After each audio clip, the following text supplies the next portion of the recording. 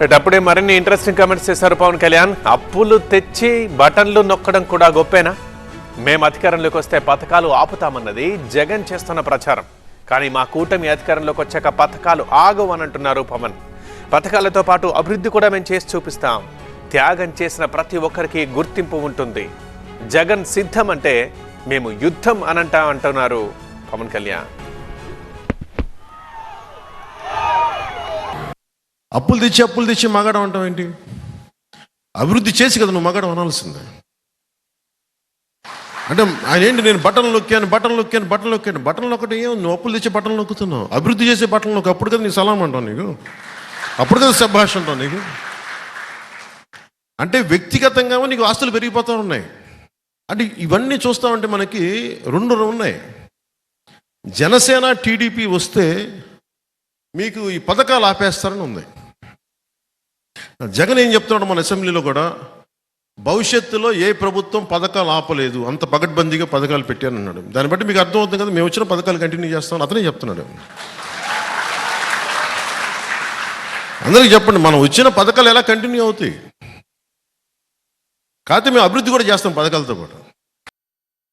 నేను ఎప్పుడు చెప్పలేదు బాబు, జీరో బడ్జెట్ డబ్బులు లేకుండా రాజకీయం చేయాలని నేను ఏ రోజున చెప్పలేదు. ఎలక్షన్ కమిషన్ కూడా ఈ రోజున 45 లక్షలు పెంచింది ఖర్చు. ఎవరికి భోజనాలు పెట్టకుండా రాజకీయం చేసేద్దామంటే కుదరదు. కనీసం భోజనాలు పెట్టాలి. నా మీద వస్తారు అభిమానం. నేను నాయకులందరికీ మొన్న ఒకసారి చెప్పా, డబ్బులు ఖర్చు పెట్టాల్సిందే, ఓట్లు కొనాలా లేదా అనేది నేను చెప్పను. ఎప్పుడుది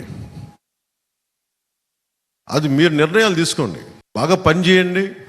అసలు ఓట్లు కొనలేని పరిస్థితికి ఉంటే సంతోషం. అది మనందరం ఏంటి, ఒక అందమైన అబద్ధంలో బతుకుతున్నాం. దేశం అంతా అందరూ వేల కోట్లు ఖర్చు పెడతారు, కానీ ఎవరు మాట్లాడరు దాని గురించి. అందరూ సైలెన్స్ చెప్పి అలా కూర్చుంటారు.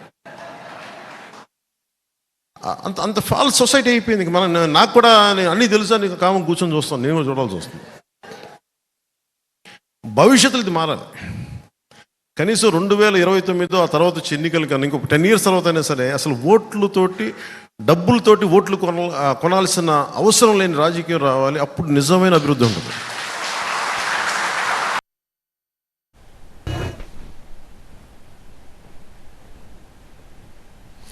అవి పవన్ కళ్యాణ్ మాట్లాడిన ఈ మాటలే ఇంట్రెస్టింగ్గా మారాయి. ఎన్నికల్లో పోటీ చేయాలంటే డబ్బులు ఖర్చు పెట్టాల్సిందే, కనీసం వచ్చిన వారికి భోజనాలైనా పెట్టించాలని అంటున్నారు జనసేన అధినేత. జీరో బడ్జెట్ పాలిటిక్స్ అనేవి ఇప్పుడున్న టైంలో వర్కౌట్ అవ్వవు. నేను ఎప్పుడు డబ్బులు లేకుండా రాజకీయాలు చేయాలని చెప్పలేదు. ఎన్నికల్లో పోటీ చేస్తున్నప్పుడు డబ్బు ఖర్చు పెట్టాల్సిందే అంటున్నారు. అండ్ ఇక ఓట్లు కొనడం గురించి కూడా ఇంట్రెస్టింగ్గా మాట్లాడారు. ఓట్లు కొంటారో లేదో మీ ఇష్టం, కనీసం భోజనాలైనా పెట్టాల్సిందే అని అంటున్నారు. అందరం ఒక అబద్ధపు లోకంలో బతుకుతున్నాం. ఫ్యూచర్లో అయినా కనీసం అలా ఓట్లు కొనకుండా డైరెక్ట్గానే ఎన్నికల్లో పాల్గొంటే, పారదర్శకంగా ఉంటే అప్పుడైనా మారుతుంది అని ఒక రకంగా బాధగా కూడా చెప్తున్నారు పవన్ కళ్యాణ్.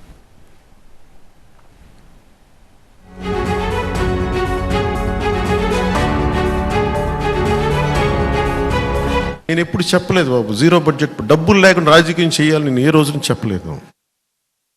ఎలక్షన్ కమిషన్ కూడా ఈ రోజున 45 లక్షలు పెంచింది ఖర్చు. ఎవరికి భోజనాలు పెట్టకుండా రాజకీయం చేసేద్దామంటే కుదరదు. కనీసం భోజనాలు పెట్టాలి. నా మీద వస్తారు అభిమానం. నేను నాయకులందరికీ మొన్న ఒకసారి చెప్పా, డబ్బులు ఖర్చు పెట్టాల్సిందే, ఓట్లు కొనాలా లేదా అనేది నేను చెప్పను. ఎప్పుడుది అది మీరు నిర్ణయాలు తీసుకోండి. బాగా పని చేయండి. అసలు ఓట్లు కొనలేని పరిస్థితికి ఉంటే సంతోషం. అది మనందరం ఏంటి, ఒక అందమైన అబద్ధంలో బతుకుతున్నాం. దేశం అంతా అందరూ వేల కోట్లు ఖర్చు పెడతారు, కానీ ఎవరు మాట్లాడరు దాని గురించి. అందరూ సైలెన్స్ చెప్పి అలా కూర్చుంటారు. అంత ఫాల్స్ సొసైటీ అయిపోయింది. నాకు కూడా అన్నీ తెలుసా, నీకు కామం కూర్చొని చూస్తాను, నేను చూడాల్సి వస్తుంది. భవిష్యత్తులో ఇది మారాలి.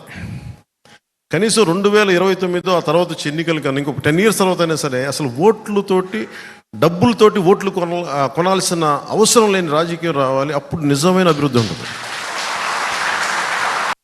అప్పులు తెచ్చి మగాడం అంటావు ఏంటి? అభివృద్ధి చేసి కదా నువ్వు మగాడం అనాల్సిందే. అంటే ఆయన ఏంటి, నేను బటన్లు నొక్కాను ఒకటి ఏం నువ్వు అప్పులు తెచ్చే బటన్లు నొక్కుతున్నావు, అభివృద్ధి చేసే బటన్లు నొక్కు. అప్పుడు కదా నీకు సలాం అంటావు. నీకు అప్పుడు కదా శభాష్ అంటావు నీకు. అంటే వ్యక్తిగతంగా నీకు ఆస్తులు పెరిగిపోతూ ఉన్నాయి. అంటే ఇవన్నీ చూస్తూ ఉంటే మనకి రెండు ఉన్నాయి. జనసేన టీడీపీ వస్తే మీకు ఈ పథకాలు ఆపేస్తారని ఉంది. జగన్ ఏం చెప్తున్నాడు మన అసెంబ్లీలో కూడా, భవిష్యత్తులో ఏ ప్రభుత్వం పథకాలు ఆపలేదు, అంత పగడ్బందీగా పథకాలు పెట్టానన్నాడు. దాన్ని బట్టి మీకు అర్థమవుతుంది కదా మేము వచ్చిన పథకాలు కంటిన్యూ చేస్తామని అతనే చెప్తున్నాడు. అందరికీ చెప్పండి, మనం వచ్చిన పథకాలు ఎలా కంటిన్యూ అవుతాయి, కాకపోతే మేము అభివృద్ధి కూడా చేస్తాం పథకాలతో పాటు.